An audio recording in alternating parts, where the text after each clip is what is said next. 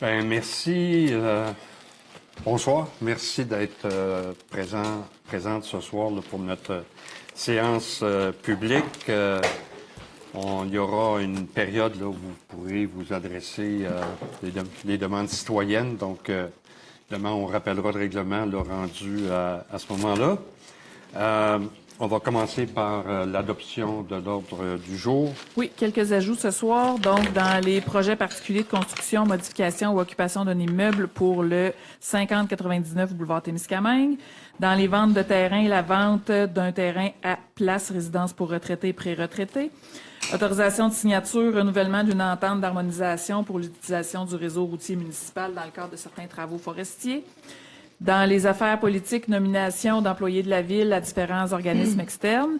Également, une aide financière dans le cadre du programme de revitalisation et de rénovation des façades au centre-ville. Dans les recommandations des conseils de quartier, un montant additionnel pour le conseil de quartier de Relais provenant là, de leurs anciens surplus. Une nomination au conseil de quartier de Montbéliard. Dans les avis de motion et projets de règlement, donc un règlement qui va modifier le zonage et un règlement qui va modifier les conditions d'émission de permis. Proposition. J'en fais la proposition, Daniel Camden. Je l'appuie, Sylvie Turgeon. Approbation du procès-verbal de la séance du 25 mai. J'en fais la proposition, Vicky Brazo. Lynne Fortin, je l'appuie. Donc, au niveau des suivis des dossiers politiques, évidemment, je ne vais pas prendre trop de temps parce que je vais laisser du temps pour les demandes citoyennes.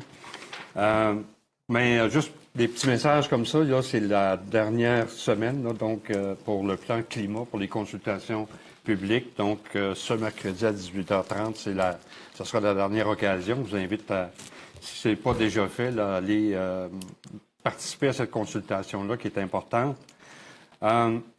Évidemment, il y a un communiqué qui a été émis la semaine dernière concernant les travaux. L'été, c'est synonyme de travaux, de grands travaux. Donc, il y a des grands chantiers là, qui vont s'amorcer ou qui se sont déjà amorcés. Donc, je vous invite à aller sur le site web, là, vous allez pouvoir avoir l'ensemble là, de l'information concernant les chantiers et vous inscrire en même temps au portail citoyen, donc qui vous donnera des mises à jour régulières là, de ce qui se passe dans notre municipalité. C'est un outil assez important. L'autre élément que je veux vous mentionner, c'est que c'est la dernière semaine d'activité politique à Québec. Il va y en avoir d'activité politique, mais ils ne siégeront pas. Alors, il y a beaucoup de dossiers sur lesquels on suit étroitement, qu'on a martelé depuis, pas juste mon arrivée, mais avant, ça se faisait aussi, la question de la ville MRC, par exemple. Le transport en commun, le droit de taxation là, pour financer notre transport en commun.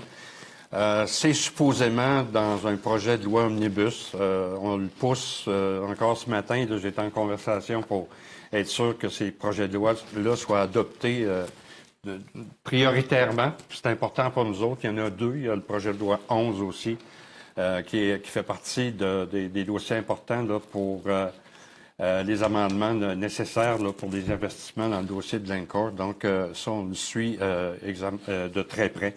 Donc, c'est brièvement là, les points d'ordre politique là, que j'aurais à vous mentionner. Sinon, ben, on va accueillir, je vois bien là, les gens de Cadillac, on pourra échanger tantôt là, ensemble. Et à ce moment-ci, je laisserai les sujets des membres du conseil. Vicky? Oh, c'est moi qui commence. Je t'ai choisi. Oui. Alors, vous m'excuserez, ça va être émotif, c'est certain. Dans les derniers jours, une personne d'exception à Rouyn-Noranda nous a quittés pour toujours. Alors, c'était une militante connue dans plusieurs milieux et aussi dans plusieurs mouvements citoyens. Qu'on pense au milieu syndical, qu'on pense à la politique provinciale. Anne était impliquée tout partout. Elle était même une candidate aux dernières élections municipales. Anne, c'était une personne de conviction. Et pour elle, certaines choses n'avaient pas de compromis possible. Pensons entre autres à la santé de la population et à ce droit de s'indigner devant des situations inacceptables. Donc, en souvenir, Anne, certaines luttes vont continuer, c'est certain, à Rouyn-Noranda. Pour Anne, je vais en fait passer une de ses chansons préférées, c'était la chanson de Richard Desjardins, les Yankees. Je vais en lire quelques passages pour Anne. Donc, nous savions qu'un jour il viendrait, à grands coups d'axe, à grands coups de taxe, nous traverser le corps de bord en bord, nous, les derniers humains de la Terre. Réveillez-vous, v'là les Yankees, easy come, wheezy go, v'là les gringos. Ils débarquèrent à la clairière, ils déposèrent leur joie de fer. L'un d'entre eux, lourdé de guns, s'avance et pogne le mégaphone. Nous venons de la part du Big Control. Son laser vibre dans le pôle, nous avons tout conquis. Jusqu'aux glaces des galaxies. Alors, je compte jusqu'à 3, et toutes vos filles pour nos soldats, le grain, le chien, l'uranium, l'opium, le chant des anciens, tout désormais nous appartient. Gringo, t'as rien de nous. Dans ta mémoire de tisson, dans ta mémoire d'enfant, ça fait longtemps que j'attends. Va-t'en, Gringo, allez, que Dieu te blesse. La nuit dormait dans son berceau, les chèvres vivaient au Rio. Nous allions au hasard. Et nous vivions encore plus fort, malgré le fret et les barbares. Bon voyage. Merci, collègue. Je dois dire que j'ai fait parvenir une lettre aussi de condoléances à la famille. Donc, merci. Pierre, sur le côté. Je laisserai parole. Non, vas-y. Non? OK. Je suis. Moi, je voulais vous parler d'un citoyen qui demeure dans mon quartier, qui va participer, qui a fondé, mais qui va aussi créer le défi extrême Kettlebell. Dans le fond, Sylvain Sébastien Santamaria va marcher pendant 12 heures pour amasser des fonds pour la ressource pour personnes handicapées. Marcher pendant 12 heures, c'est tel que tel, c'est déjà une très, très longue période. Il y en a qui ont peut-être encore les jambes mortes du défi I Am Gold qu'on a vu en fin de semaine, mais il va surtout le faire avec une charge de 112 livres sur lui pendant ces 12 heures-là pour montrer que ça peut être difficile parfois de vivre avec un handicap. Donc, le tout va se dérouler de 8 à 20 heures. Il va prendre son temps, évidemment. Il va faire, en fait, 105 tours de la piste d'athlétisme du terrain du 4. Donc, vous êtes tous invités, nous sommes tous invités à aller passer un petit moment avec lui, participer au défi, amasser des fonds, faire des dons. Et le tout, évidemment, on le rappelle, c'est pour la ressource pour personnes handicapées. Donc, toujours une belle cause qu'on supporte. C'est quand? Ça se trouve être le 20 juin. Merci, je pensais l'avoir dit. C'est parfait, on est dans la même suite d'idées. Toujours en lien avec la ressource pour personnes handicapées, moi, j'aimerais souligner la nomination de Marie-France Baudry comme directrice générale de la ressource pour personnes handicapées de l'Abitibi-Témiscamingue et du Nord du Québec. Madame Baudry, on le sait, elle succède à Rémi Mailloux, qui a laissé sa marque au sein de cet organisme-là pendant plus de 3 décennies. Madame Baudry évoluait jusqu'à tout récemment comme DG de l'espace entrepreneuriat collectif de l'Abitibi-Témiscamingue. Elle a aussi œuvré à Vision Travail, où je l'ai d'ailleurs croisée là, comme partenaire du marché du travail. Son expertise continuera de concourir à l'inclusion sociale et économique des milliers de personnes vulnérables, ainsi qu'à la mobilisation et à la concertation du milieu autour de cette importante mission. Je lui souhaite évidemment tout le succès dans ses nouvelles fonctions. J'en profite aussi pour la remercier parce qu'elle est aussi impliquée au comité de la ville Communication et Relations citoyennes, auquel siègent également d'autres citoyens, entre autres M. Alain Couture, José Lapolice, François Proulx, et aussi, on est bien appuyé par Anne-Marie Nadeau à la ville et mon collègue Louis Dallaire également qui siège avec moi sur ce comité-là. Voilà. Camden? Je ne l'avais pas annoncé tout à l'heure, mais Pierre, je vais te relancer là-dessus. Il y a eu le défi I Am Gold en fin de semaine. Et félicitations à tous les coureurs pour les sommes amassées. Mais moi, surtout, ce que je veux mettre à l'avant, c'est nos jeunes des écoles primaires qui se sont impliqués, qui ont préparé leurs courses depuis plusieurs mois, souvent se sont entraînés justement pour relever ce simple petit défi-là, qui semble simple pour nous, mais pour des enfants de 8, 10, 12 ans, de développer des belles habitudes de vie, et aussi pour une belle cause comme ça pour nos jeunes. Je vous dis bravo à tous ces jeunes-là qui ont participé au défi I Am Gold cette année encore une fois, qui ont relevé le défi. Bravo à l'équipe du défi I Am Gold, bravo à tous les courseurs de l'Abitibi qui sont venus courir jusqu'à Rouyn-Noranda. Je trouve que c'est pour une belle cause, puis il y a un beau montant d'argent, puis il y a des belles valeurs qui ont été montrées à nos jeunes, puis je pense que c'est une belle force de caractère à lui montrer comment développer ça. Fait que, bravo. Oui, Monsieur le maire, je veux féliciter les gens de Cadillac qui se sont mobilisés, et particulièrement l'équipe, le groupe organisateur qui ont fait en sorte de réserver un autobus pour amener la population de Cadillac pour exprimer leur inquiétude face à l'aréna qu'on ne peut plus utiliser depuis un certain nombre de mois. On a des jeunes et des moins jeunes. Merci beaucoup d'avoir accepté de vous mobiliser pour expliquer vos inquiétudes. À moi. Merci, Monsieur le maire.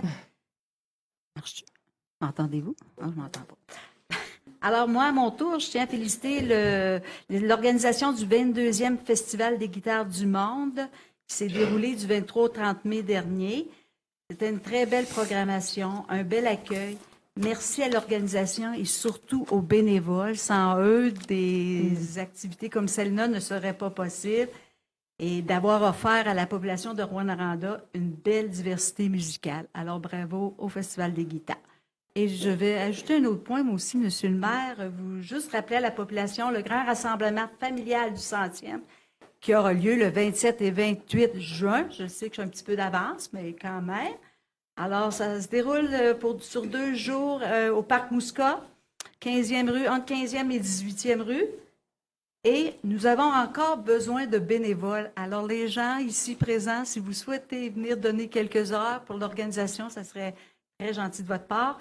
Je vous invite à aller sur le site de la Société du 100e pour vous y inscrire. Voilà pour moi. Tant qu'à être dans les festivités, je peux en rajouter moi aussi. Allez-y donc. Bon, le 23-24 juin, c'est la fête nationale ici à Rouyn-Noranda dans le cadre du 100e. Donc, la population est invitée aux festivités. On est rendu au sujet, aux demandes citoyennes. Juste un petit rappel, on vous demande de vous approcher au micro, de vous nommer. Et il y a un cadran là, donc il y a une gardienne du temps. On veut s'assurer que tout le monde puisse s'exprimer. Donc, la période normale est de 30 minutes. Et on va essayer de faire ça en donnant la chance de vous entendre. Alors,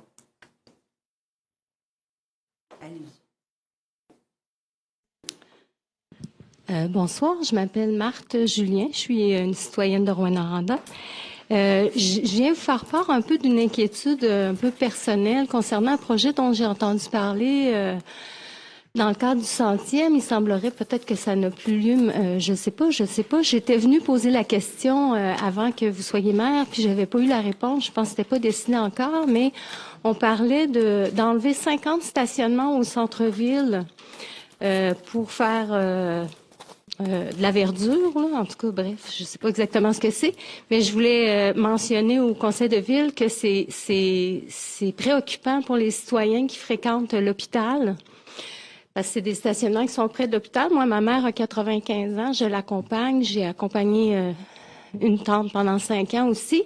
Donc, quand c'est le temps d'amener une personne aînée à l'hôpital, puis qu'il faut la descendre à la porte, aller stationner à Tombouctou, au centre récréatif à Noranda, sans revenir en courant et tout ça. Donc, c'est préoccupant.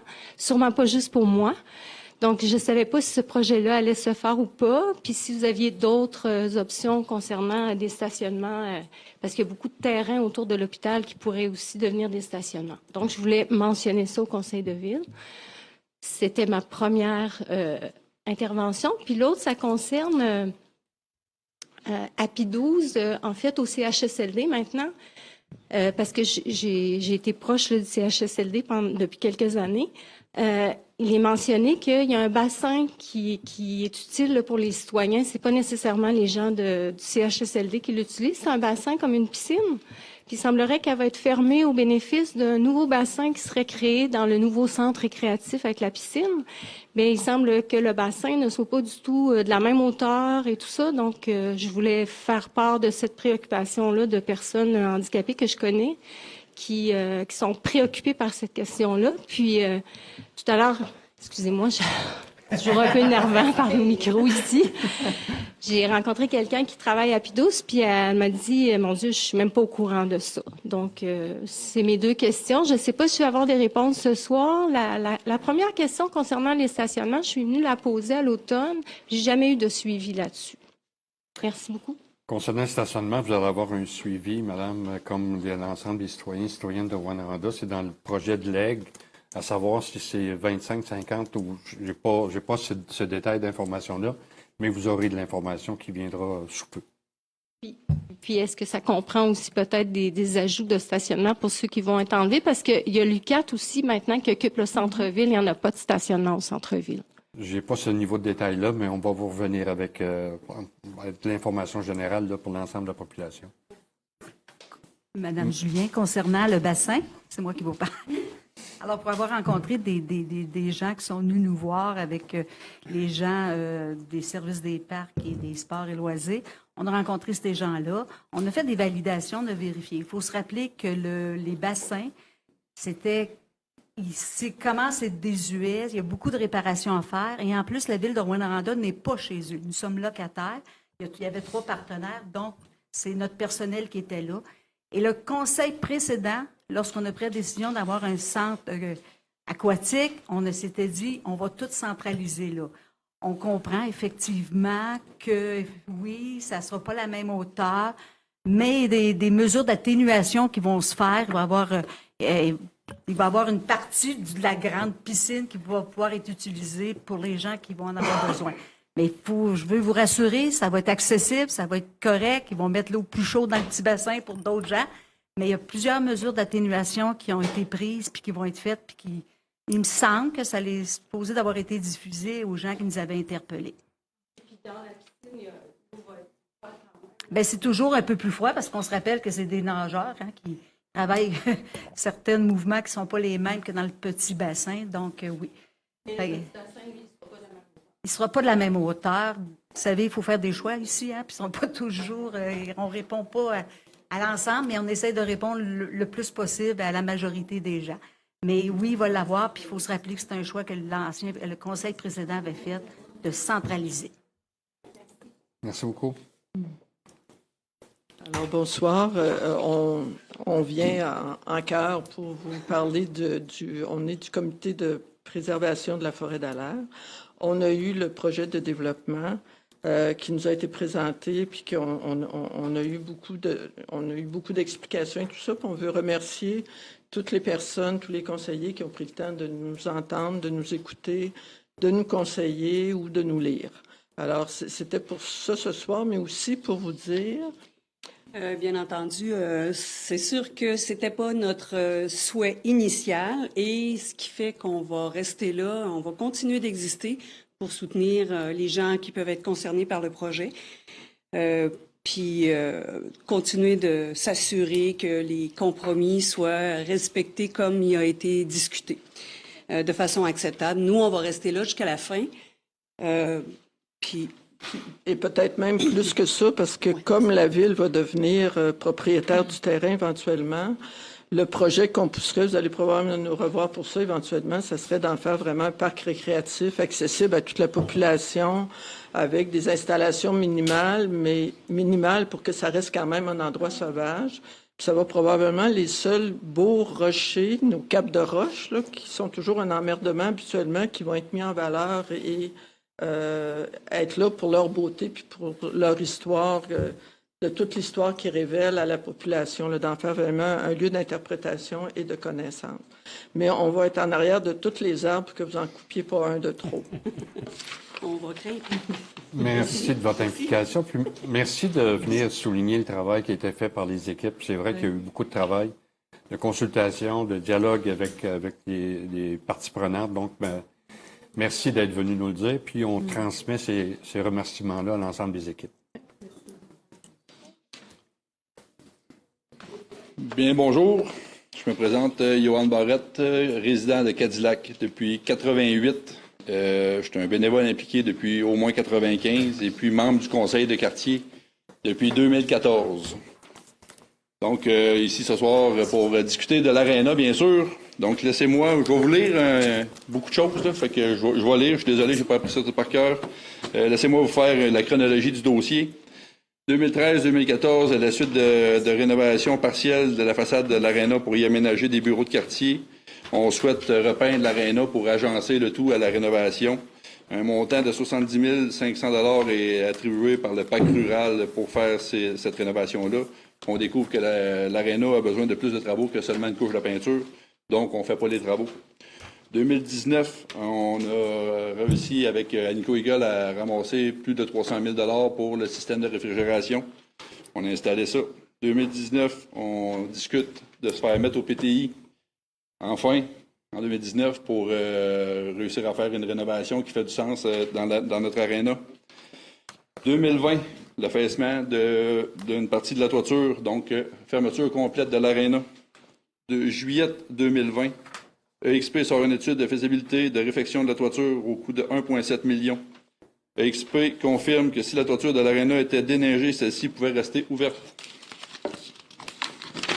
Octobre 2020, la résolution est adoptée pour réparer la toiture au coût de 32 400 $. Cet argent proviendra du remboursement des assurances. 2021, la Ville de Rouyn-Noranda prévoit un investissement de 2,9 millions pour la mise à niveau de l'aréna. Ça s'est mis au PTI en 2021. Mars 2022, la Ville annonce par communiqué que le dossier est réglé avec l'assureur, qu'un deuxième appel d'offres sera lancé pour la réparation de la toiture, la solidification de la structure, ainsi que la remise à neuf de l'enveloppe extérieure. On est rendu à 3 millions. En 21 septembre 2022, le conseiller Benjamin Tremblay, à l'époque, nous annonce que l'appel d'offres pour les services de professionnels pour faire des plans et devis, ainsi qu'une firme d'ingénierie, qui est CIMA, a été nommée pour produire un rapport attendu en octobre. Sur les bases de ce rapport, le dossier de rénovation majeure de l'Aréna de Cadillac sera présenté pour analyse budgétaire en décembre 2022. 31 octobre 2022, la Ville cancelle l'appel d'offres pour des rénovations de l'Aréna. Un appel à peine un mois après la création de celle-ci. Aucune soumission n'aurait été déposée. À ce moment, la Ville a des projets dans les quartiers centres comme la piscine en branle, donc les ressources humaines sont mises sur ces projets. À la suite de tout ça, aucun autre appel d'offres sera lancé pour rénover notre aréna à ce jour. Octobre 2022, la Ville fait installer un système de surveillance sur la structure qui permettra de réouverture de l'aréna de Cadillac. Système qui sera avoué inefficace en 2025 par la compagnie Tension, ceux-là même qui ont installé ce système. Novembre 2022, la firme CIMA dépose un rapport d'expertise structurale pour la mise à niveau de celle-ci. Représente un investissement de 2 342 000 ce qui cadre très bien avec le montant estimé au PTI en 2021. Pourtant, aucun travaux effectué encore à ce jour. CIMA arrive aussi avec la conclusion que s'il n'y a pas de neige sur le toit, il n'y en a pas de danger. Janvier 2023, réouverture de l'aréna. Plus de 2 ans et demi après la fermeture de celle-ci à cause de l'affaissement. Février 2024, ce conseil de quartier reçoit la première d'une rencontre publique. Rencontre qui aura lieu finalement 1 an et demi plus tard, à huis clos, soit le 17 juin 2025, avec les membres du conseil de quartier de Cadillac, Madame la mairesse et 2 conseillers. Janvier 2026, un comité de travail est mandaté par le conseil de quartier de Cadillac pour une rencontre informelle et non officielle avec Hélène Piouz et Jean Mercier, cadre de la Ville, concernant les options de la mise à niveau de notre aréna. Le conseil de quartier, le 26 février 2026, tient une rencontre extraordinaire et enverra une résolution au conseil municipal afin d'obtenir une rencontre entre son comité de travail et le comité des bâtiments de la Ville de Rouyn-Noranda. Aucun retour des élus de la Ville à ce sujet, même après que des relances aient été faites par notre conseiller de quartier, M. Urtubise. 14 mai 2026, l'Association récréative de Cadillac qui habite et organise l'activité à l'Aréna, elle aussi exprime par courriel ses inquiétudes et ses incompréhensions demandant des réponses. Et encore là, aucune communication de la Ville. Pas de son, pas d'image. Avril 2026, suite à l'effondrement de la toiture des Vins, l'aréna de Cloutier et celle de Cadillac seront fermées, avec un accès strictement interdit. Celle de Cloutier, cependant, est réouverte le 17 avril, alors que Cadillac est encore fermée à ce jour. Interdiction d'accès. Je vous rappelle que 2 firmes d'ingénieurs confirment qu'il n'y a aucun danger pour notre aréna s'il n'y a pas de neige chez toi. Juin 2026, je l'ai dit, je le répète, notre aréna Cadillac est encore fermée. Ce qui nuit à plein d'activités estivales. On pense encore en fin de semaine, on a eu une navine à Nico Eagle qui font leur journée familiale. C'est régional, là, tout le monde de l'Abitibi. Ils ont loué des chapiteaux à l'extérieur. Il a fallu qu'ils réorganisent tout le setup. Nous autres, on a des activités, il y a des bingos, il y a du communautaire qui se fait à Cadillac. On a besoin de notre aréna. Elle est encore fermée. Je vous fais un petit résumé, là. Vous avez eu un affaissement à Dave Keon. Vous l'avez réparé en 5 jours. Ça a pris 2 mois pour décider que les Vins auraient une nouvelle aréna. Nous autres, ça fait 5 ans. Puis je dis 5 ans, là, c'est minime. Là. Ça fait 5 ans qu'on se bat pour essayer de faire rénover notre aréna. 5 ans. Puis aujourd'hui, on demande des réponses. Merci.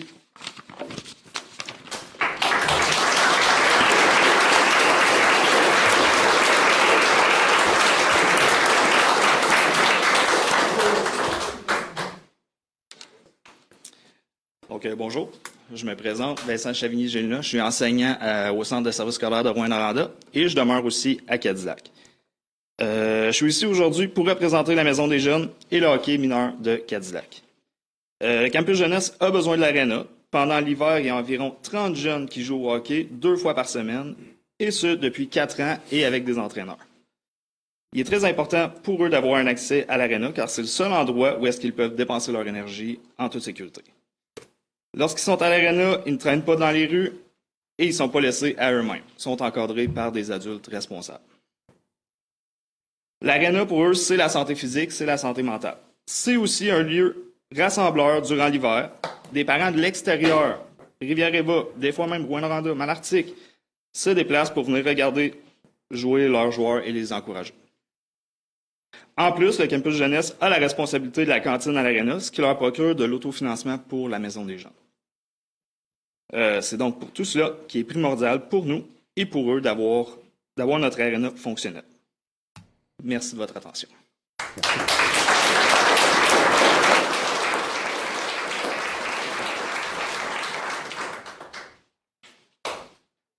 Jérémy Lapointe, résident de Rouyn-Noranda. Moi, dans tout un autre ordre d'idée. Je voulais savoir, je demeure sur la rue Tache-Ouest. Puis, dans la nuit du 18 au 19 avril, on a eu un bris d'aqueduc. La ruelle s'est affaissée. On est 7 résidences que nos sous-sols ont été inondés. Puis là, je voulais savoir si la Ville avait l'intention de nous dédommager de quelques montants, parce que on a bien beau avoir des assurances, mais clairement, c'était pas nos installations de problème. La ruelle s'est affaissée à la largeur de la ruelle, à environ 8 pieds de creux. On a des photos, des vidéos qui étaient sur des immeubles. Fait que je voulais savoir si la Ville comptait nous aider dans cette situation, dans cette fâcheuse situation. Moi, j'avais 4 chambres au sous-sol, toutes nos chambres étaient là.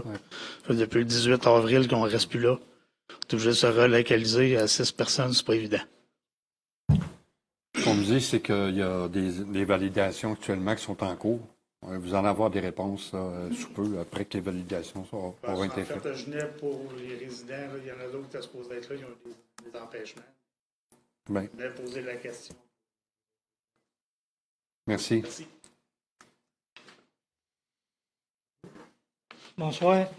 Mon nom, c'est Yves Villeneuve. Je suis ici pour faire part de mes inquiétudes au sujet de l'Aréna de Cadillac. Cet édifice est essentiel pour les résidents de Cadillac. Elle rassemble la population pour des besoins sportifs, culturels et communautaires. Depuis plusieurs années, la population a vu disparaître presque tous ses services, comme par exemple l'épicerie de la Caisse populaire, la quincaillerie et dernièrement notre restaurant. La fermeture de l'Aréna aurait des conséquences très graves sur la communauté. Présentement, je suis responsable de la Ligue de jog curling de Cadillac. Pour ceux qui ne connaissent pas le jog curling, c'est du curling, mais avec des cruches de Javex. Nous sommes présentement 10 équipes de 4 personnes et à l'occasion, quelques remplaçants pour un total d'environ 45 personnes qui se rassemblent une fois par semaine. Il y a des personnes de tous âges, entre 40 et 80 ans. Des gens de Cadillac, Pressac, Malartic, Dubuisson. Nos rencontres hebdomadaires nous permettent de pouvoir échanger, partager avec des amis, des voisins. Pour certains, ces rencontres sont importantes pour briser une certaine solitude. En plus de nos rencontres hebdomadaires, on organise 2 tournois par année. Le premier au Carnaval de Cadillac, où des gens de Rouyn, Val-d'Or et d'autres municipalités se joignent à nous pour fraterniser. Un deuxième tournoi de fin de saison suivi d'un souper et d'une soirée afin de remettre prix et trophées. Donc, notre aréna n'est pas seulement indispensable pour nos enfants qui jouent au hockey, pour des organisations, mais aussi pour les personnes plus âgées. De plus, la mésaline de l'aréna est la plus grande salle qui nous permet d'accueillir divers événements. En passant, il n'y a plus de neige sur la toiture de l'aréna. Merci.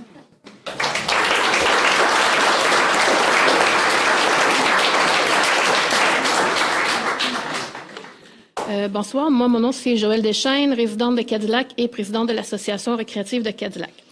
Bonsoir, mesdames, messieurs, les conseillers, conseillères, monsieur le maire. Dernièrement, je vous ai transmis un courriel, monsieur le maire, mais peut-être n'avez-vous pas eu la chance d'en prendre connaissance. Alors, je me permets aujourd'hui de venir vous en parler de vive voix et vous en faire un petit résumé. Dans ce courriel, je vous exprimais une inquiétude grandissante dans la population de Cadillac face au délai entourant la réouverture de notre aréna.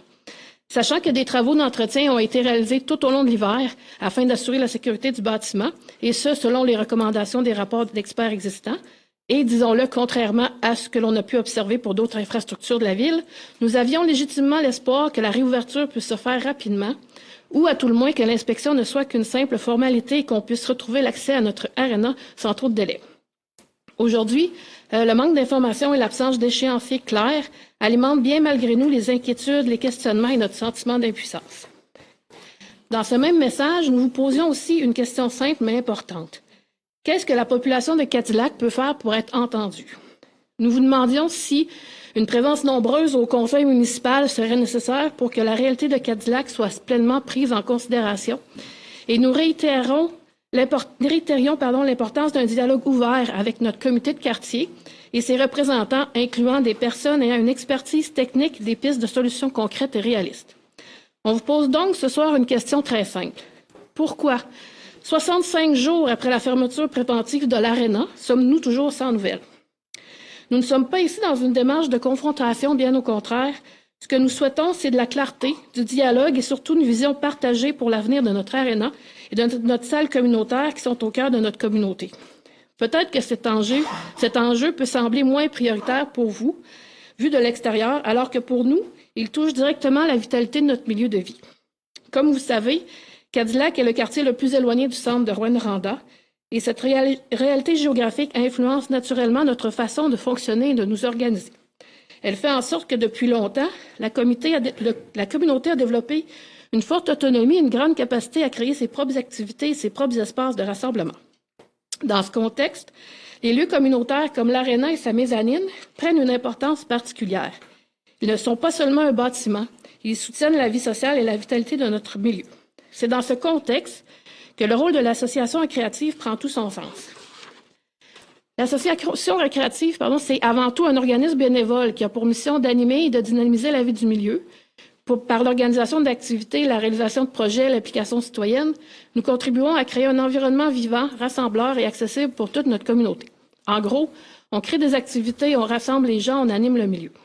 Concrètement, tout au long de l'année, nous organisons et soutenons plusieurs activités telles que le carnaval en hiver, de nombreux bingos, une distribution de petits arbres, des journées de jeux de société, des activités de danse en ligne, du yoga, notre grand bazar, un labyrinthe de l'horreur avec distribution de bonbons, une fête de l'orignal, un expo cadeau de Noël avec, croyez-le ou non, le vrai Père Noël, et même une soirée du jour de l'an avec feu d'artifice pour ne nommer que celle-là. L'association collabore également à plusieurs initiatives du milieu, dont des présentations de spectacles et événements culturels comme avec le FHE prochainement, la Ligue de jog curling qui est unique en région, le défilé du Père Noël, le souper spaghetti au profit de la ressource, un incontournable qui accueille chaque année des artistes du Téléthon. Et pour ne rien envier aux festivités du 100e, nous avons même eu le plaisir d'accueillir Yves Lambert de notre dernier souper cette année. Et tout ça, c'est à la mezzanine et sur la glace de l'Arena que ça prend vie. C'est un lieu clé pour nous. Sans la mezzanine, ce n'est pas juste une salle en moins, c'est des activités en moins, des rencontres en moins, du lien social en moins. Ces activités dépendent directement de notre salle communautaire. La mezzanine de l'Arena est notre lieu de rassemblement. C'est un espace polyvalent avec son bar et sa cuisine, accessible pour tous et surtout un lieu qui permet à la vie communautaire de s'organiser concrètement. Je me permets aussi de souligner un événement des plus importants pour moi et pour nous, notre Grand Bazar. Cet événement communautaire annuel d'envergure, le Grand Bazar rassemble plus de 55 exposants locaux et régionaux directement dans l'Arena et il sera, espérons-le, à sa sixième édition cette année. Le Grand Bazar joue un rôle important dans notre vie communautaire. Il permet de soutenir les créateurs et organismes de chez nous et des alentours, de favoriser l'agent local et surtout de créer un moment rassembleur où les citoyens se retrouvent dans un esprit convivial. Au fil des années, l'événement a pris de l'ampleur et s'est imposé comme une activité forte à Cadillac, contribuant directement à la vitalité et au dynamisme du milieu. J'ajoute donc, avec un sourire un peu triste, que nous espérons sincèrement ne pas avoir à le renommer un jour le Grand Bazar de Cadillac à Rivière-Éva. Pour terminer, nous souhaitons réitérer notre ouverture, notre volonté de dialogue et notre désir de travailler ensemble pour trouver des solutions durables et réalistes pour l'avenir de notre aréna et de sa mezzanine. Et surtout, de garder vivante une communauté impliquée, fière et engagée. Merci de votre écoute.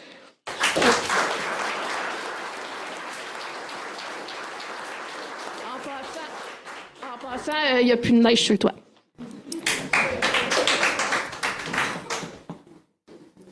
Bonjour, Denis Bédard, résident de Cadillac et co-organisateur des soupers spaghetti des 2 dernières années. Bonsoir à vous. Comme vous en parliez tantôt, la ressource, on organise le souper spaghetti de la ressource à Cadillac. C'est organisé à chaque année. La veille du Téléthon de la ressource pour les personnes handicapées, il est devenu un véritable rendez-vous de solidarité et de retrouvailles pour notre communauté. En janvier prochain, il en sera d'ailleurs à sa 25e édition. À Cadillac, ce souper spaghetti est devenu une véritable tradition. Une occasion, année après année, de démontrer que la générosité, l'entraide et le sentiment d'appartenance font pleinement partie de l'identité de notre communauté. Mais au-delà des assiettes servies et du bon moment partagé, cet événement porte une mission essentielle. Soutenir le Téléthon de la ressource et contribuer concrètement à améliorer la qualité de vie des personnes vivant avec un handicap en Abitibi-Témiscamingue.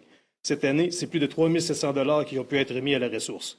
Un montant rendu possible notamment grâce à la capacité de notre mezzanine qui nous permet d'accueillir plus de 200 convives. Familles, amis, bénévoles et visiteurs s'y rassemblent pour partager un bon repas dans une ambiance chaleureuse et festive. Chaque année, de nombreux artistes présents au Téléthon se joignent notamment à nous, tels qu'Yves Lambert cette année, ou Marie-Hélène Thibert et William Deslauriers l'an dernier. Bien sûr, soulignons la présence avec nous de notre ami à tous, M. Rémi Mailloux. Ce dernier a tenu à nous apporter son appui et il va permettre à Tommy, qui me suit, de vous lire une lettre aussi. Merci.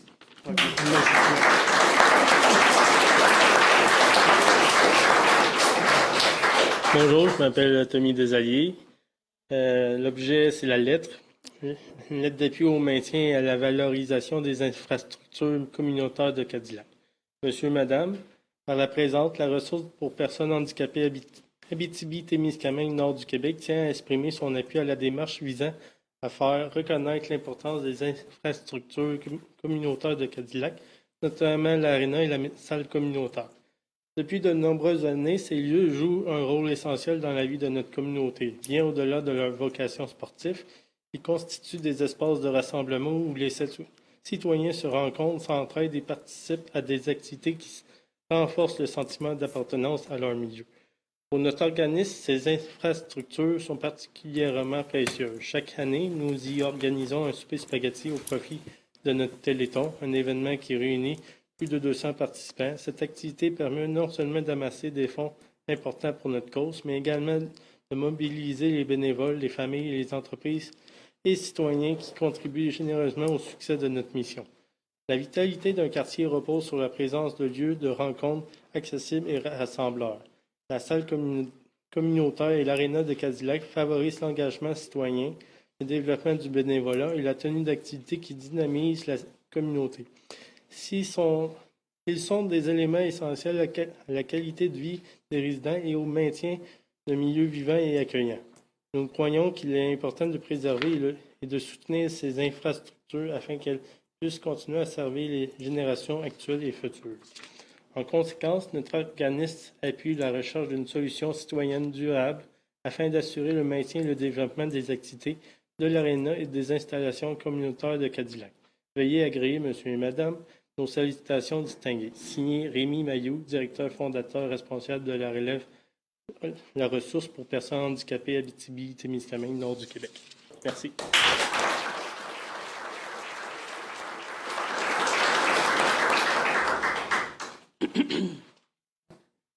Bonjour, mon nom est Jacqueline Chavigny. Pendant plusieurs années, une amie avec moi, nous organisions des bingos. Maintenant, nous avons cédé notre place à l'association récréative. On aimerait bien que cette activité demeure en vie. Les soirées ou après-midi bingo se faisaient à la mezzanine de l'aréna.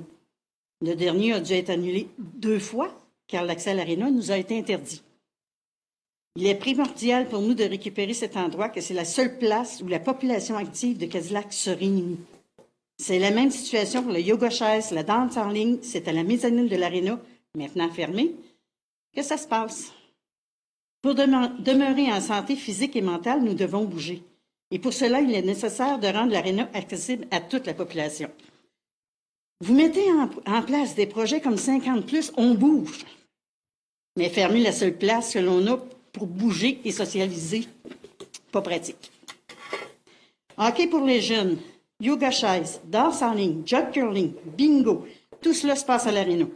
Ce sont toutes des activités permettant de garder la santé physique et mentale et aussi de garder les jeunes socialement actifs et loin des problèmes liés à la rue. Merci de votre attention et en passant, au mois de juin, il n'y a plus de neige sur le toit.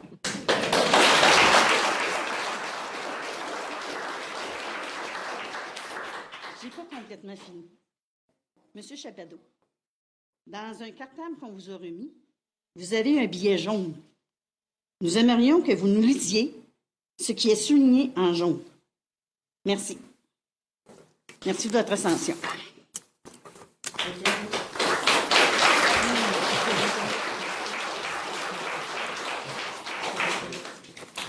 Écoutez, c'est le rapport d'expertise là, que je connais bien, qui dit que cet aréna est sécuritaire tant ou aussi longtemps que la charge de neige moyenne n'excède pas la charge de conception originale.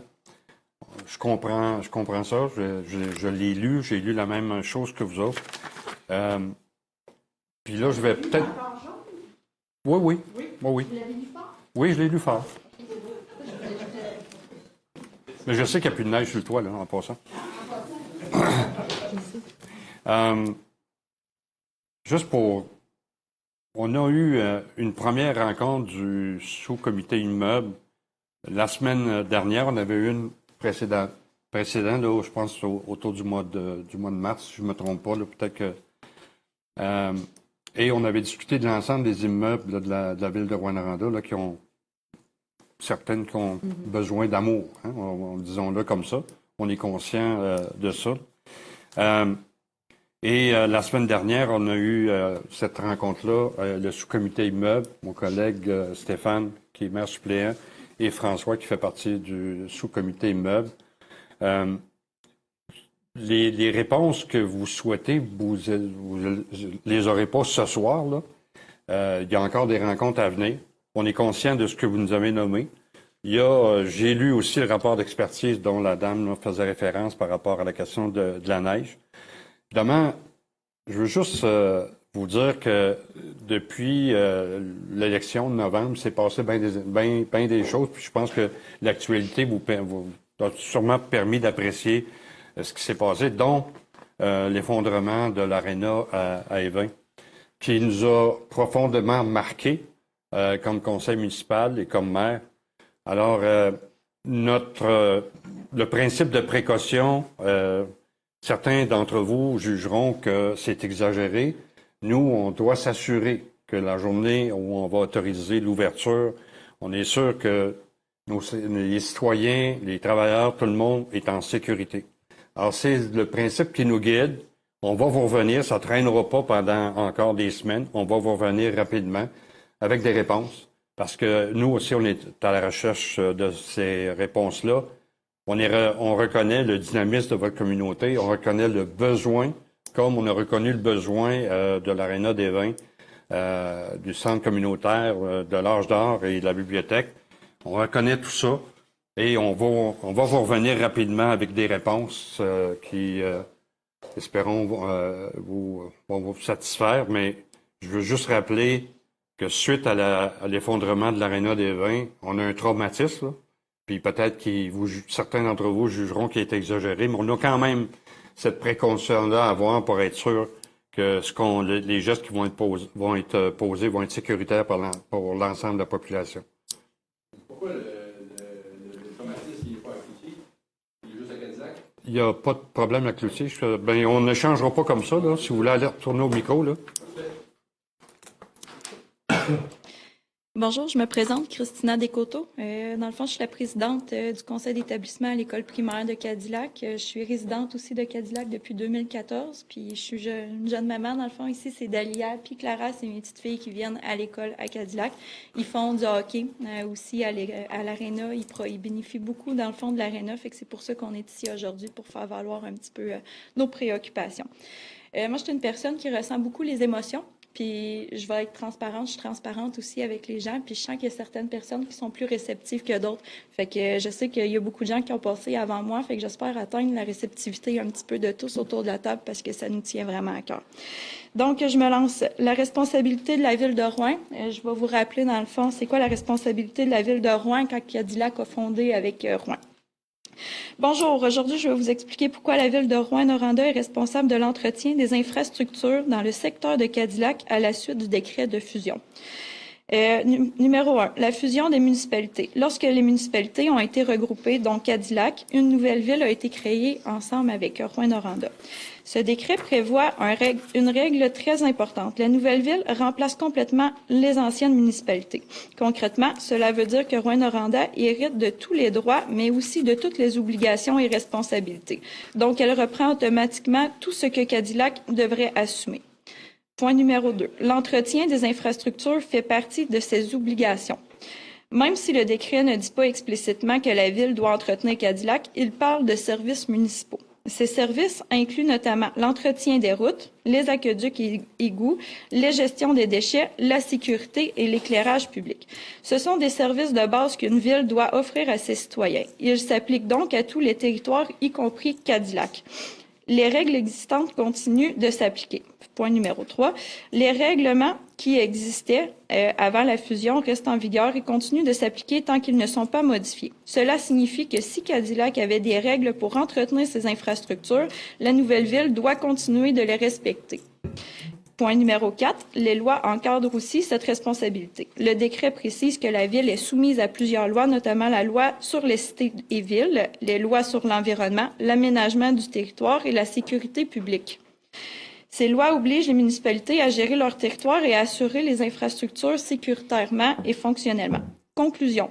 En résumé, la Ville de Rouyn-Noranda est responsable de l'entretien des infrastructures de Cadillac parce qu'elle a hérité de toutes les obligations, que les règlements continue de s'appliquer, que l'entretien est un service municipal essentiel et que les lois encadrent cette responsabilité. La Ville ne peut pas se soustraire à cette responsabilité car elle découle directement de la fusion des lois municipales. Fait que je tiens à dire, dans le fond, j'ai un petit blanc de mémoire, je m'excuse. Je suis un petit peu angoissée de parler un petit peu en avant de tout le monde. On tient vraiment à notre aréna. Puis il y a beaucoup d'enfants qui en bénéficient. Puis les autres villes aussi autour, les villages, ils viennent faire des activités. C'est un endroit rassembleur comme toutes les autres personnes qui ont cité. On aimerait vraiment ça avoir des réponses. Puis moi, je suis une personne qui travaille en santé et sécurité. Fait que le point que vous dites que vous avez voulu fermer l'aréna pour des mesures de sécurité, j'appuie ça à 100 000 à l'heure. Mais à un moment donné, ce qu'on veut puis ce qu'on a besoin, c'est des réponses puis d'avoir des délais puis que ça soit pas repoussé des mois et des années encore. Merci.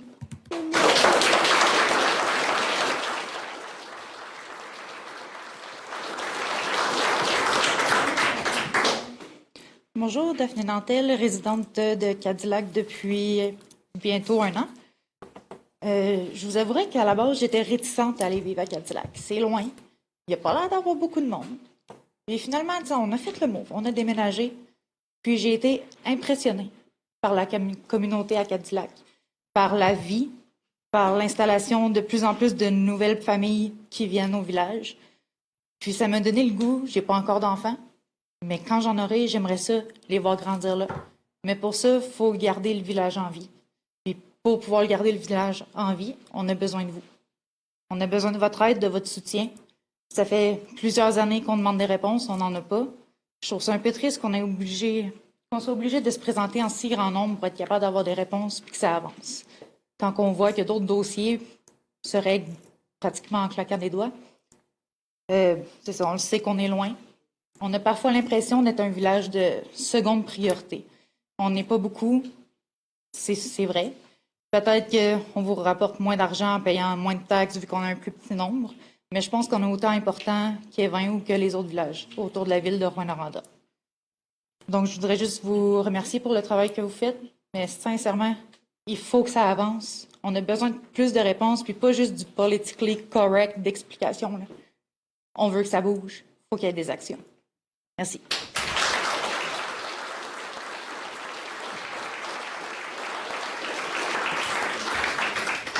Merci. Est-ce qu'il y a d'autres demandes citoyennes? Oui.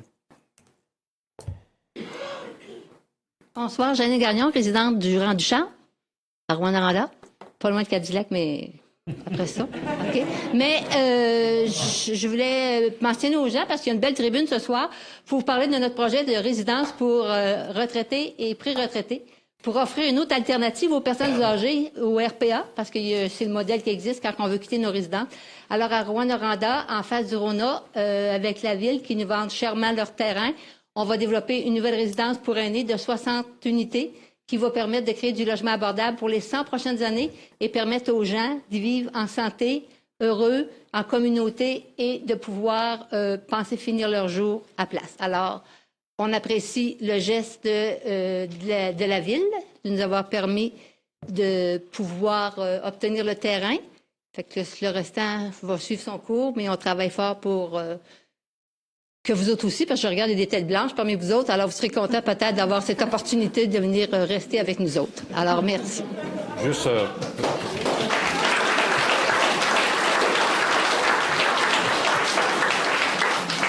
Madame Gagnon, juste une précision, là, chèrement, on l'a vendu au prix du marché. Le terrain était vendu au prix du marché. Le mot chèrement. OK, bon, j'aime mieux celui-là. Merci de chérir. Donc, puisqu'il n'y a plus de demandes citoyennes, je veux juste répéter ce que j'ai dit. On va vous revenir rapidement. On est conscient des besoins, puis on est conscient du dynamisme. Puis vous avez très bien exprimé vos besoins de façon très polie, très articulée. Ben bravo. Merci. Merci beaucoup.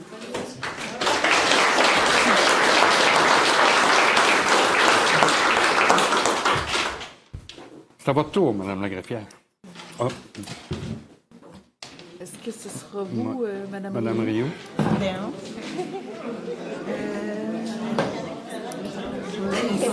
Bon, on va prendre une pause.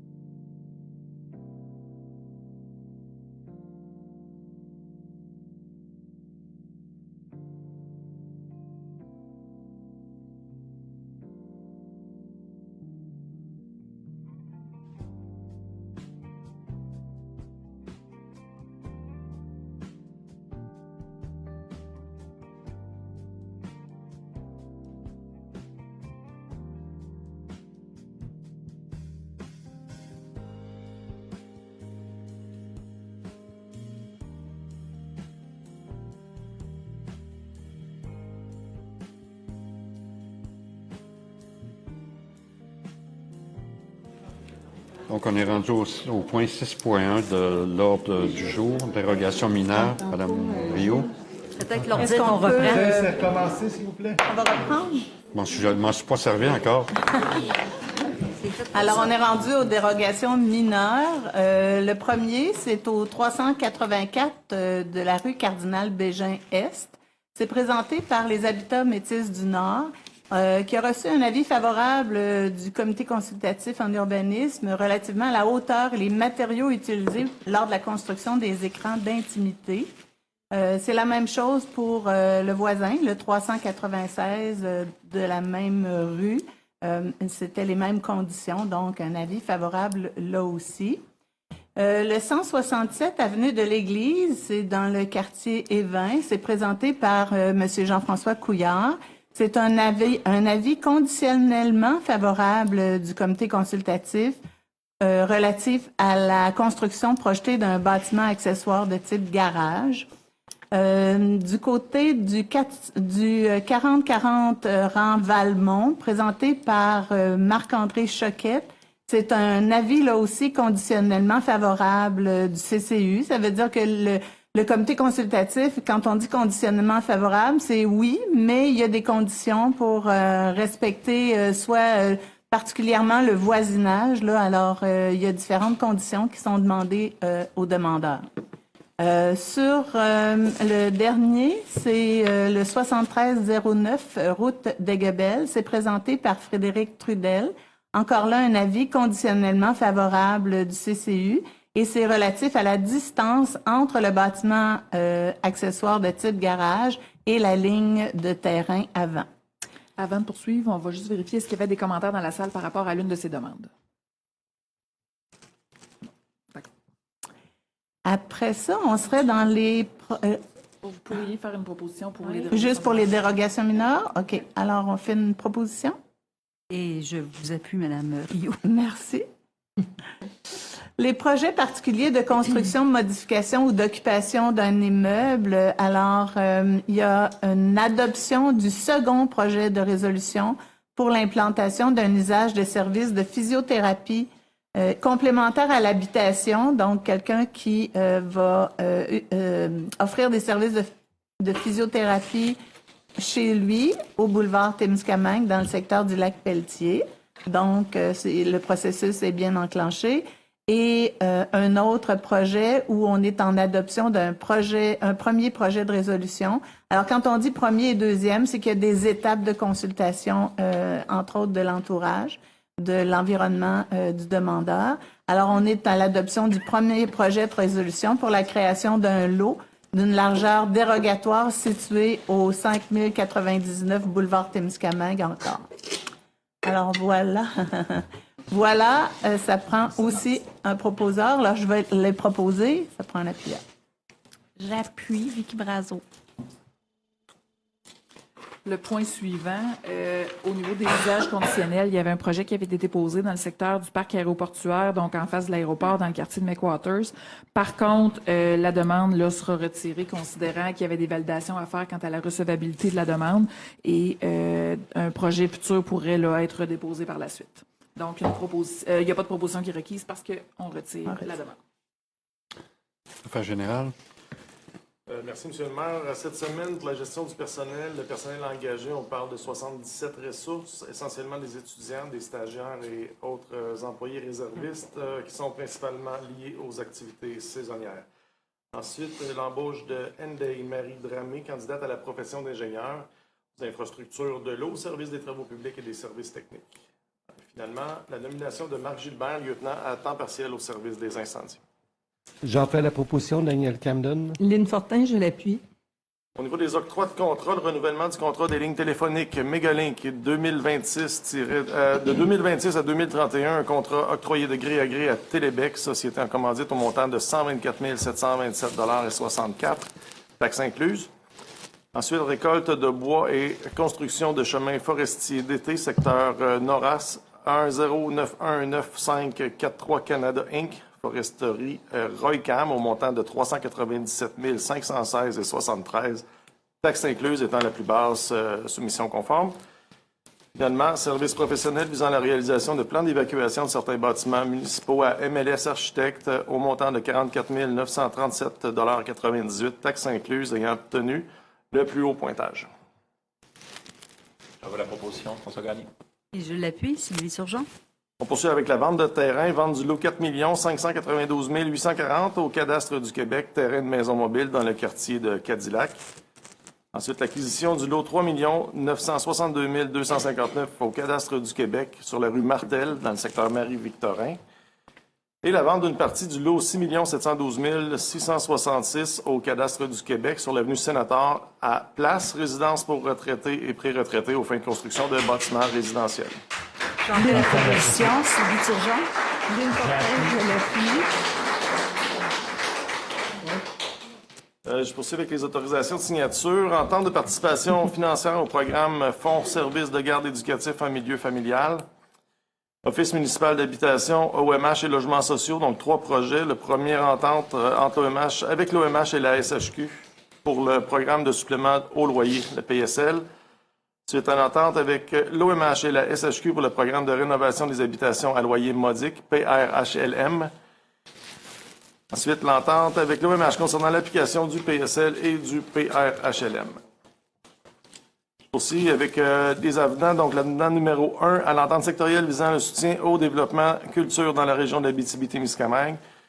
Puis l'avenant numéro 1 à l'entente de location de locaux avec Glencore Canada Corporation, division Mines-Raglan, c'est des locaux à l'aéroport.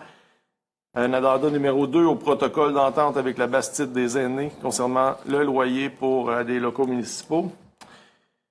Finalement, il y en a 2. Donc, le prochain renouvellement de l'entente globale d'harmonisation de l'utilisation du réseau routier municipal dans le cadre de certains travaux forestiers. Et finalement, le renouvellement du programme d'assurance responsabilité des pistes de roulis roulants et des parcs pour BMX pour 2026 et 2027.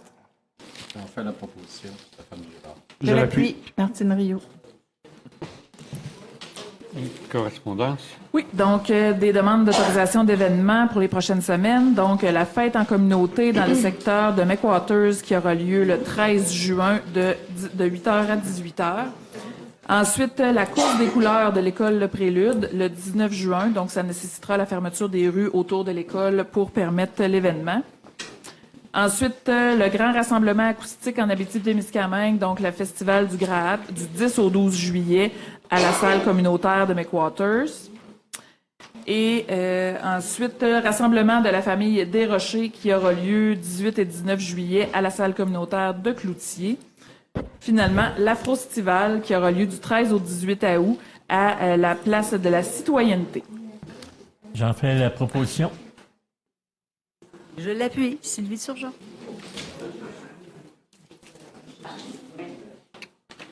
Affaires politiques. Oui, donc on y va avec l'appel de projet, le deuxième appel de projet qui a été fait dans le cadre de la politique de soutien aux organismes qui s'est terminée le 31 mars dernier. Donc, la politique de soutien aux organismes, on va dire PSO, s'adresse aux OBNL qui interviennent dans les domaines du sport, des loisirs, de la culture, des arts, des événements publics ou du communautaire. La PSO soutient ces organismes en reconnaissant leurs particularités et besoins distinctifs. Donc, ici, je vais vous présenter les différents projets qui font l'objet d'une recommandation ce soir. Ils sont au total de 30. Ils sont regroupés dans 3 programmes distincts. Le soutien à l'achat d'équipements, les projets d'aménagement et les événements locaux. Donc, au niveau des achats d'équipements, on aura un projet pour le club de ski de fond des Vins, aussi le comité des loisirs de McWaters, le cercle des fermières des Vins, le cercle des fermières de Montbéliard, l'œuvre des terrains de jeu de Montbrun, la corporation de développement économique de Cadillac, l'organisation des sports et loisirs de Sainte-Agnès de Bellecombe, le comité des loisirs des Vins, Emma Musée d'art de Rouyn-Noranda, le club motoneigiste MRC Rouyn-Noranda, le club de tennis de Rouyn-Noranda, Soccer Abitibi-Témiscamingue, Production Sénat de l'Abitibi-Témiscamingue, le Petit Théâtre du Vieux-Noranda et le club de soccer Boréal Rouyn-Noranda. Pour les projets d'aménagement, on a 3 projets. Club de ski de fond de Granada, la Commission des loisirs de Baudry incorporée et la Maison du Soleil Levant. Pour le dernier volet, les événements locaux, on a les différents projets de la Commission des loisirs de Baudry, le Festival d'humour émergent, la Maison des jeunes de Rouyn-Noranda, le Club de ski de fond d'Évin, le Comité des loisirs de Mécoiteur, les Archers de Rouyn-Noranda, le Comité de développement du quartier Montbrun, Corporation des fêtes pour tout le monde, le Cirque Abitibi-Témiscamingue, la Société nationale des Québécois et des Québécoises, Festival des arts de la relève étudiante et le Club de soccer boréal Rouyn-Noranda. Et tous ces projets représentent un total de 187 481 $ de subventions. Premièrement, j'aimerais féliciter tous les organismes qui ont déposé des projets et bon succès aussi à tous les organismes pour lesquels les projets sont recommandés ce soir. Pour ceux qui auraient déposé des projets et qui n'ont pas vu leur nom à travers la liste, ce qu'il faut mentionner, c'est qu'il y a des projets qui sont incomplets. Il y a des projets aussi qui peuvent ne pas répondre aux critères et il y a encore des projets à l'étude. Donc, pour les projets qui seraient encore à l'étude, il pourrait y avoir d'autres annonces la semaine prochaine lors du prochain conseil municipal. Tous les organismes vont recevoir une lettre de confirmation ou de refus. Aussi, le prochain appel de projet va être le 15 septembre prochain. J'aimerais en terminant aussi remercier mes collègues qui siègent au comité avec moi. Donc, Yvon Urtubise, qui est en avant de moi, et Sylvie Turgeon également. Et je remercie Kim aussi, Kim Urtubise à la Ville, qui fait un excellent travail avec toute son équipe pour analyser les projets. Alors, voilà. Puis, si jamais vous avez des questions par rapport à la PSO, je vous invite à communiquer avec Kim Urtubise. Vous en faites la proposition, Mme Fortin? J'en fais la proposition. Et je l'appuie, Sylvie Turgeon. Le point suivant, c'est une demande de certificat d'autorisation auprès du ministère de l'Environnement pour le projet de mise à niveau du système de traitement d'eau potable dans le quartier de Montbrun. Je vous propose qu'on les passe en rafale. Donc, la demande d'aide financière au ministère de la Culture et des Communications dans le cadre d'un appel de projet pour la santé mentale des jeunes de 12 à 18 ans.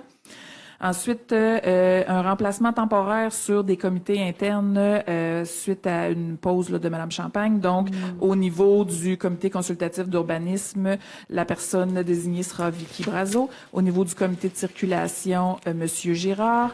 Au niveau patrimoine toponymie, Louis Dallaire. Et au niveau du comité consultatif agricole, Mme Brazo également. Ensuite, nomination d'employés à titre d'observateur sur des conseils d'administration de la SADC, la Société d'aide au développement des collectivités, la Société des eaux souterraines en Abitibi-Témiscamingue, à l'Agence régionale de mise en valeur des forêts privées, au réseau Biblio, et également sur la table de concertation de l'organisme des bassins versants du Témiscamingue.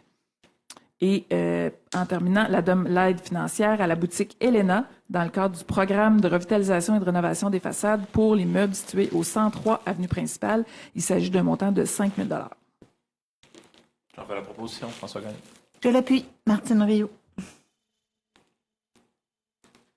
Ensuite, 2 approbations de grilles et critères, donc les mandats d'architecture et d'ingénierie pour la reconstruction du centre communautaire d'Évin.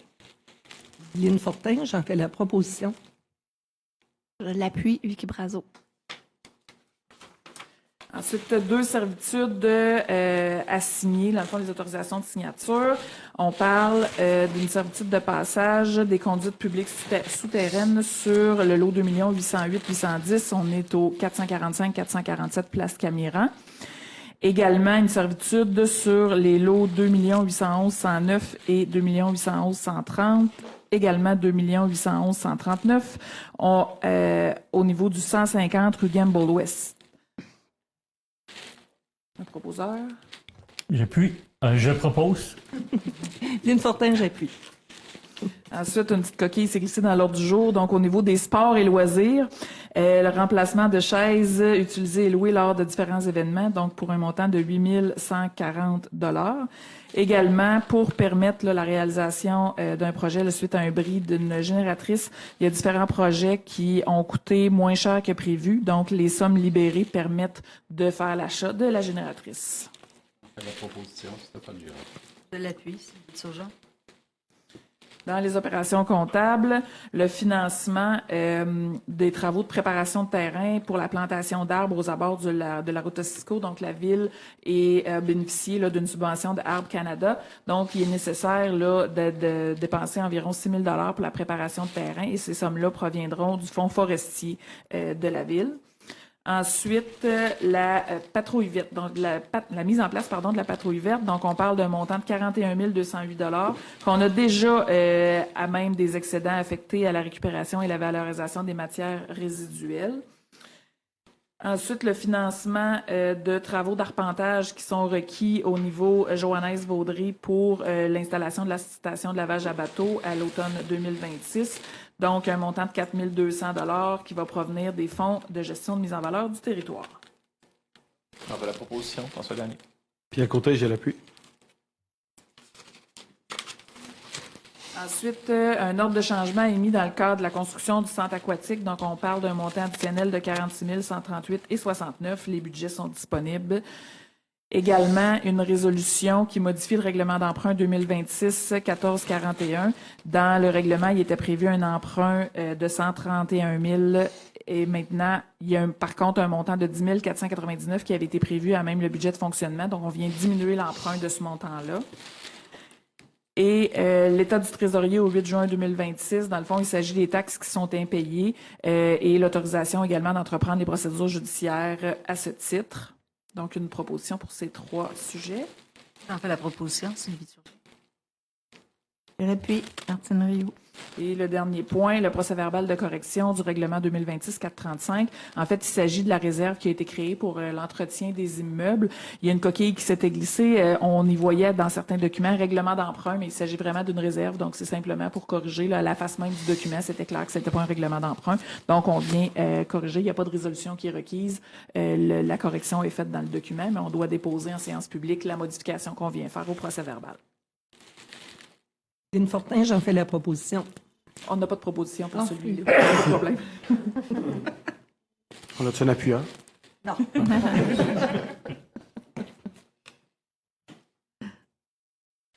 Au niveau des conseils de quartier, est-ce qu'il y a quelqu'un qui veut prendre le secteur de Baudry pour M. Grenier qui est absent? Moi, je peux le faire. Donc, pour Baudry, on a besoin d'avoir une proposition pour la répartition de l'enveloppe des dons et subventions du quartier pour 2026. Donc, 3 000 $ pour le local des jeunes, 7 500 $ pour la Bastide des aînés et 1 500 $ pour le cercle des fermières de Baudry. On va le prendre en bloc. Oui. Vous pouvez y aller en bloc, il n'y a pas de problème. Parfait. Ensuite, pour le conseil de quartier de Relais, on a besoin d'avoir une proposition pour le renouvellement du mandat des membres. Donc, Paul Lachapelle, Chantal Mongrain et Denise Saint-Amour. Également, pour un montant de 2 786,21 au Club de l'Âge d'Or, qui provient du fonds de l'ex-municipalité de Relais, quant au renouvellement des équipements de cuisine. Et pour le conseil de quartier de Montbéliard, on a ici une répartition de l'enveloppe des dons et subventions du quartier pour 2026 également. Donc, 1 252,75 $ au Club de l'Âge Joyeux. Et le renouvellement du mandat de Pascal Hébert, la nomination de Christelle Mercier également. Pour le conseil de quartier d'Anfield, on a ici le renouvellement du mandat de Danny Goulet. Voilà, ça fait le tour. Alors, j'en fais la proposition. J'ai l'appui. Pierre Côté. Approbation des comptes au montant de 13 416 887,36 $. J'en fais la proposition. Daniel Camden. Je l'appuie. François Gagné. Au niveau des avis de motion, 4 règlements ce soir. Donc, un premier qui crée le programme d'aide à la construction industrielle pour les années financières 2026, 2027, 2028 sur le territoire de la ville de Rouyn-Noranda. La ville, là, depuis quelques années, ce type de règlement-là qui est en vigueur, il est venu à échéance. Le Conseil a revisité là, certains critères dans le règlement, dont notamment le territoire d'application, dans la mesure où l'activité qui est souhaitée être exercée est conforme à la réglementation municipale. Donc, il s'agit d'un crédit de taxe dégressif là, les gens pourront consulter le projet de règlement au besoin. Également, règlement modifiant le règlement 2025-1407 qui concerne les tarifs applicables à certains biens et services fournis par la municipalité. On parle du règlement de tarification globale pour réviser certains frais, dont notamment les frais aéroportuaires au 1er juillet. Un règlement modifiant le règlement de zonage 2015-844 pour créer la zone 4108 à même la partie sud-est de la zone 4103 et la partie sud-ouest de la zone 4101 pour y inclure différents lots dans le périmètre urbain du quartier d'Arnfield. Également créer la grille des spécifications de la nouvelle zone 4108 afin d'y autoriser les usages d'habitation de faible densité, donc pour permettre 2 nouvelles résidences dans le secteur. Et en lien avec ce même projet, un règlement qui va modifier le règlement sur les conditions d'émission de permis de construction, le 2015-848, pour ajouter la zone 4108 aux zones autorisant déjà la construction sans branchement au réseau d'aqueduc et d'égouts dans un périmètre urbain parce que le réseau n'est pas présent sur l'ensemble du territoire à Arnfield. Donc, un avis pour ça. Je donne l'avis de motion, Mme Sylvie Turgeon. Merci. Dans les règlements, donc l'adoption du règlement 2026-1445 concernant les règles de délégation de pouvoir de contrôle et suivi budgétaire, il y avait un avis de motion qui avait été donné à la séance précédente.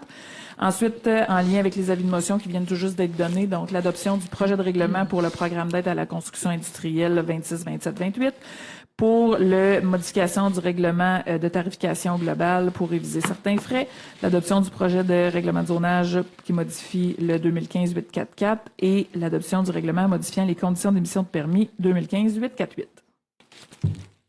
J'en fais la proposition, Vicky Brazo. Je l'appuie, François Gagné. Période de questions allouée aux journalistes, j'imagine que ça va se faire en individuel. Avant de lever la séance, juste rappeler que la prochaine séance publique aura lieu à Bellecombe. Donc, le lundi prochain à Bellecombe. Alors, je fais la proposition de la levée de l'Assemblée. Sylvie Turgeon. Et je l'appuie, Daniel Camden. Merci.